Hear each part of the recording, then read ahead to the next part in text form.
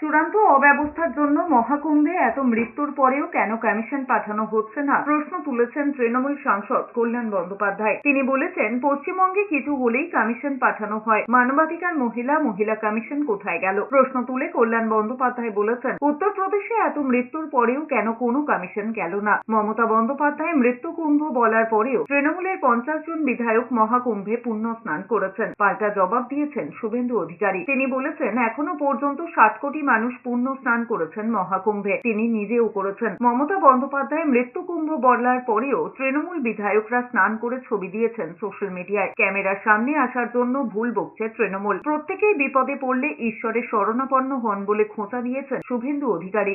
আর যারা এগুলো বলছে তারা শুধুমাত্র সামনে ক্যামেরাতে আসার জন্য বা তাদের রাজনৈতিক মতাদর্শকে টিকিয়ে রাখার জন্য বলছে। তারা প্রত্যেকে বিপদে পড়লে বলে, ভগবান আমায় রক্ষা করুন।